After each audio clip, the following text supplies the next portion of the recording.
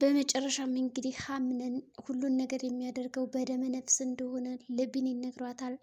ቢሊን እንግዲህ ከመኝታ ክፍሏ ሆና በምታለቅስበት ቅጽበት በዚህ ቅጽበት እንግዲህ አቶ አምነን ካያትም በኋላ አሁን ምን ሆኖች ነው የምታለቅሽው በማለትም እንግዲህ ጠይቋታል። ታዲያ አምናን እንግዲህ በቤሊን ፍቅር ቀድሞ እየተሸነፈ ቢሆንም ለእሷ ለመናገር ግን ዳርዳር እያለ ይገኛል። በሌላ በኩል እንግዲህ አሁን ላይ ቤሊን በአምነን ፍቅር ወድቃለች። ቀድማ የወደቀች ቢሆንም ሁለታቸውም አሁን ላይ እርስ በራሳቸው ያላቸውን የፍቅር ግንኙነት ደበቅ አድርገው ሁለቶችም እንግዲህ ማን ቀድሞ ይናገር ለአንዳችን በማለት እንግዲህ ጥብብቆች ላይ ናቸው። ወይዘሮ ዛራ ይህንን ተመልክታ እንግዲህ አንቺ ቤሊን ይህንን አቶ አምናንን የሚባለውን ሰውዬ አፍቅረሸዋል ወይስ ምንድን ነው በማለትም ጠይቃታለች። ታዲያ ቤሊን በዚህ ቅስፈት እንግዲህ በድንጋጤ ነበር ክው ያለችው።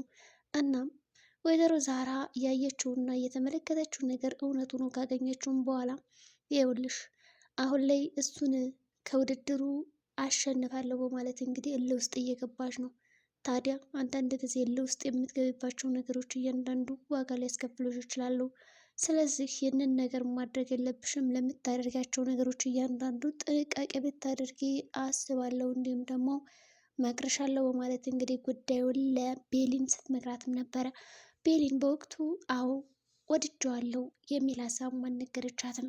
እውነቱን ከመናገር ይልቅ አድበስብሳ ማለፍን ነበር የመረጠችው። በመጨረሻም እንግዲህ ሀምነንም ቢሆን ስታለቅስ ካያትም በኋላ ወደ መኝታ ክፍሏ በመሄድ እንግዲህ ምን ሆነሽ ነው የምታለቅሽው በማለት እንግዲህ ጠይቋታል። ታዲያ እሷም ይኸውልህ የማለቅሰው እናቴን አፍቃኝ ነው በማለት እንግዲህ ጠየቀችው።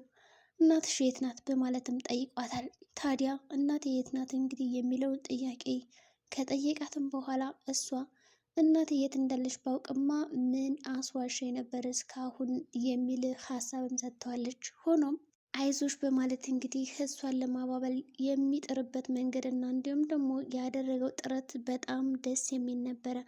በሌላ በኩል ጀሪ አሁን ላይ ከምርጫው አንደኛ ስለወጣችና የወደፊት ምርጫ ብሎ ስለመዘገባት ይህንን ጉዳይ እንግዲህ ደስ በሚል ምሽት ለማሳለፍ እንዲሁም ደግሞ በተለይ ደግሞ ከአምነን ጋር ሁና ጥሩ ጊዜ አመሻለሁ፣ ጥሩ የፍቅር ጊዜያቶችን አሳልፋለሁ ብላ ተናግራም ነበረ።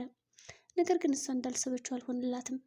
እንግዲህ ጥሩ ጊዜ አሳልፋለሁ በማለት ወይዘሮ ሜርሲን የወንድሟ ልጅ ምን እንደሚወድና እንደሚጠላ ሂዳ ጠይቃታለች። ሜርሲም እኔ ሁሉን ነገር አስተምሬ ይችለዋለሁ እንዴ የሚፈልገውን ነገር አድርግለት፣ ያው ክፍልሽ ውስጥ እንግዲህ ፏፏ ዝንጥ ብታደርግ እኮ የተሻለ ነው በሚል ሀሳብም ሰጣት ነበረ።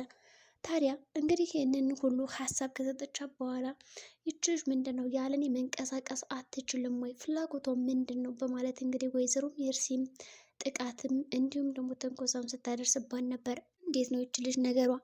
ቆይ ታዲያ ብላ እንግዲህ ጀሪም የምትፈልገውን ነገር ወደ መኝታ ክፍላ ስታስገባ በዚህ ቅጽበት እንግዲህ ሜርሲ ተመለከተች እና እኔ አላምንም፣ ልክ እንደ ወይዘሮ ዛራ እኮ ነው የምትመስይው ይህንን ብርጭቆ ይዘሽ የምትንቀሳቀሹ በማለት እንግዲህ ስታማረትባትም ነበረ። ጀሪም እንግዲህ ያው ፏፏ አድርጌ እኮ ልጠብቀው የወደፊት ባሌን በማለት እንግዲህ መልሳላታለች። ታዲያ ሜርሲ እና ዛህራ እንግዲህ ግቢ እየጠረገች እንዲሁም ደግሞ ቤቷን እያስተካከለች በነበረበት ቅጽበት ወይዘሮ ዛራ እንዴት ነሽ እየተባባሉ እንግዲህ በጣም ሲነቋቆሩም ነበረ። በአይነ ቁራኛ ይታያሉ። እንዲሁም ደግሞ በፈገግታም ያው በቀልድም በምንም ብቻ ብዙ ነገሮችን የሚያራምዱት ከዛራ ጋር የሆነ ቢሆንም ዛራ ያው እኔማ ስራዬን ልሰራ ነበር የመጣሁት እና ምን ላድርግልሽ በማለት እንግዲህ ጉዳዩን ስትነግራትም ነበረ። ይሁን እንጂ ስራሽን ስሪ ካለቻትም በኋላ ወይዘሮ ዛራ ወደ መኝታ ክፍሏ ነው የሆነችው። በሌላ በኩል እንግዲህ ወይዘሮ ሰማህል የመጀመሪያ ልጅ እንዳላት ሁሉ አምነን ሄዶ ጉረሯን እንቅ አድርጓን ነበር። ታዲያ ይህ ነገር እውነት አይደለም፣ እሷ ስታልመው የነበረ ቅዠት እያንዳንዱ እውን ይሆን የሚል ግምትም ስላላት ይህንን ነገር ቀድሜ ለማልናገር የሚል ሀሳብም ስለነበራት በህልሟ ነበር እንደዛ ስትቀዥ ነበረው። አምነን ይህንን ጉዳይ በጭራሽ አያውቅም። በሌላ በኩል እንግዲህ ሲፈን እዛ ቤት የገባችበት ትልቅ ሚስጥር አለ። እኔማ የእናቴ ልጅ አይደለውም፣ ይህንን የመጣሁበትን ሀሳብማ ሳላሳካ የሚንቀሳቀስ ሰው አይደለውም በማለት እንግዲህ ለማንም ይሁን ማንነቱ ላልታወቀ የስልክ ንግግር አድርጋም ነበረ። ታዲያ በዚህ የስልክ ንግግር እንዲሁም ደግሞ የስልክ ጥሪያቸው ከማን ጋር እንዳወራች እንግዲህ ምንም የሚያመላክተው ነገር አልነበረም። ይሁን እንጂ ሲፈንም እንግዲህ ወደ ወይዘሮ ሰማያት በመሄድ የወይዘሮ ሰማያትን ጸባይ ለማወቅ እንግዲህ እንዲሁም ደግሞ እዛ ቤት እንድትቆይላት የሚያደርጋትን አንዳንድ ነገሮችን አድርጋለች። ወይዘሮ ሰማያት እኔ እዚህ ቤት ከመጣሁ በጣም ቆይቻለሁ እና ከምርጫው አሁን ላይ ወድቅ ያለው እንዲሁም ደግሞ ልካተት አልቻልኩም። እኔ ጓደኛም ሆነ ዘመድ የለኝም። በጣም ብቸኛና ምስኪን ተራ ሴት ነኝ። ከዚህ ቤት ከወጡ አሁን ወዴት ሄጄ እንደምወድቅና እንደማርፍ ራሱ አላውቅም በማለት ሲፈን ራሷን ዝቅ አድርጋ ለወይዘሮ ሰማያት ትነግራታለች። ታዲያ እሺ ችግር የለውም የኔ ልጅ ምንም ችግር የለውም በማለት እንግዲህ ወይዘሮ ሰማያትም ከሲፈን ላይ መጫወት ፈልጋለች። ሲፈንም እንግዲህ ታውቂያለሽ ወይዘሮ ሰማያት ፈጣሪም እንግዲህ በ30 ብር ሲሸጠው እንግዲህ ያው እጁን ስሞ ነበረ። እኔም አሁን ያደረግኩት ነገር ልክ እንደዛ ነው። እኔ አንቺን እንደፈለግኩ ነው እንጂ የምሽከረከርብሽ፣ አንቺማ እንደፈለግሽ ልትጫወችብኝ አይገባም በማለት ሀሳቧን ከሰጣቻትም በኋላ ከዚህ ቤት የመኖር ፈቃዷ በጣም ረጅም እንደሆነና እሷ እስከምትፈልገው ድረስ እንደምትቆይ ካስፈቀደችም በኋላ ወደ መኝታ ክፍሏም ነበር ያመራችው። እናም እንግዲህ አምነንና ቤሊን በጣም ሲያወሩም ነበረ በተረጋጋ ሁኔታ። ከወትሮ በተለየ ነው እንግዲህ ሲያወሩና ሲነጋገሩ የነበሩት። ምክንያቱም አምነን አሁን ላይ የማደርገው ነገር እያንዳንዱ በደመ ነፍስ ነው፣ አውቄበት አይደለም፣ በቃ ሳላስበው ነው ይህን ነገር የማደርገው እና በዚህ ጉዳይ ምን ማድረግ አለብኝ እያለ ለማማከር ፈልጎ ግን ደግሞ ቤሊን እንድታማክራት ወይም ደግሞ እንድታማክረው ምንም አይነት እድል እየሰጣት አልነበረም። እና ይቅርታ ማለትም ፈለገ፣ ፍቅሩንም መናገር ፈለገ። ግን ደግሞ እኔ ቀድሜ መናገር የለብኝም በማለት ጉዳዩን ዝም ይላል። ከዛ በተጨማሪ እንግዲህ ቤሊንም እንደምትወደው ስላወቀች በል አሁን አንተ ባለትዳር ነህ፣ ስለዚህ ከኔ መኝታ ክፍል መምጣት አይጠበቅብህም፣ ሚስት እየጠበቀች ነው ጀሪ በማለት እንግዲህ ወደ ጀሪ መኝታ ክፍል እንዲሄድ ገፋፍተውም ነበረ። ታዲያ እዚህ ቅጽበት እንግዲህ እኔ ልንገራት እንዴ እንደወደድኳት በማለት አምነን ጉዳዩን እያስላሰለ በነበረበት ጊዜ እሷም እንግዲህ ከዛራ ጋር ያወራችው ነገር ትዝ ይላትና ዞር በልልኝ በማለት እንግዲህ ያው በጣም ጮክ ብላ ትናገረዋለች። ከዛ እሱም እንግዲህ እኔም ብሄድ ይሻላል በማለት ከመኝታ ክፍሏ ይወጣላታል።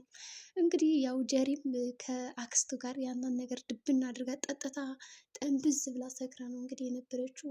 የዓለምሽ ዛሬ ነው እያለች እንግዲህ አለሟ ከሜርሲ ጋር ሆኗል። አምነን ጋር ሳይሆን ከሜርሲ ጋር ነው የሆነው። ወይዘሮ ዛራ ስትመለከታቸው በጠዋቱ በጣም የሚያስቅ ድባብ ነበር የሚያሳዩት ማለት ነው። ራሴ ምናምን እያሉ እንግዲህ እየተጫጫኗቸው ነበር። ለምንም ቀስቅሳቸው ከዛ ወደ ሻወር እንዲገቡ አደረጉ። በጠዋቱ ግን ጀሪ በጣም ተበሳጭታ ስለነበረ አቶ አምነት ለምንድን ነው ያልመጣው? እዚህ ውስጥ ጠብቀ ነበር ትለዋለች። እሱ ደግሞ ለምን ትጠብቅኛለች? ሲጀምር ፈለግሽ ፍራሽ ምናምን አጥፍሽ አተኝም እንዲህ ብሎ ቀለል አድርጎ እንዲሁም ደግሞ ማብራራት አይጠበቅብኝም በማለት እንግዲህ ለጀሪ መልሶላታል። ጀሪ ይህ ንግግሩ በጣም አስከፍቷታል። ምክንያቱም ከመረጠ በኋላ ለምን እንደዛ ያደርጋል ብላ ነው እንግዲህ የምታስበው። ሜርሲ ደግሞ አንቺ ልታይ ስላለች ነው የመረጠሽ እንጂ ወዶሽ አይደለም የሚል ምላሽም ሰጥታታለች። በእርግጥም እንግዲህ ትክክል ነው። ቀድማ ልታይ ባትል ኑሮ እንደዚ አይነት ነገር አይሆንባትም። ሰው ጀሪ አሁን ወደ ቤት ምን ሊገጥማት ይችላል? በጧትም እንግዲህ አብሯት አላደረም ነበር፣ ሶፋ ላይ ያደረና ያው ቤሊንም ተደስታለች አብሮ ስላላደረ ከጀሪ ጋር። ዛህራም በጣም እልል ነው ያለችው። ሁለታቸው አብሮ አለማደራቸው በጣም ትልቅ ነገር ያሳያልና ቤሊን እንደሚፈልጋት ነው የሚያመላክተው።